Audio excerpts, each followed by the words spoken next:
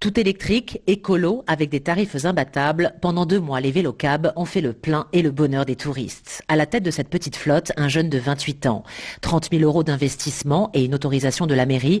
Jonathan ne s'est pas posé davantage de questions en lançant ses 8 tricycles. Grosse erreur, les taxis marseillais observaient, parfois d'un œil noir, comme l'explique le jeune patron. Un chauffeur m'a rapporté ses propos d'un chauffeur de taxi qui trouvait donc le vélocab trop proche, selon lui, de la base de taxi. Et donc lui a clairement dit qu'il fallait qu'il parte, sinon il finirait dans le Vieux-Port. Finirait où ça ? Dans le Vieux-Port, avec son vélo évidemment.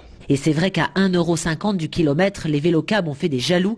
Tension sur le Vieux-Port, le très influent patron des taxis marseillais, Charles Gilardangui, le reconnaît. Vous savez, menacer à Marseille, on va de suite s'attraper par le cou, tout ça, c'est pas méchant. Peut-être qu'il y a eu des paroles, mais les taxis, ce sont des ambassadeurs de la ville. Alors moi, je pense que le mieux pour les Marseillais et les Marseillaises, c'est qu'ils prennent un taxi et ils seront bien conduits. Je remercie d'ailleurs la mairie de Marseille d'avoir compris ce problème. La mairie qui est donc revenue sur sa première autorisation en prétextant que les vélocabs n'avaient finalement pas le droit de stationner. Du coup, les 8 pouces-pouces se retrouvent au garage. Marseille, Nathalie Chevance, Europe 1.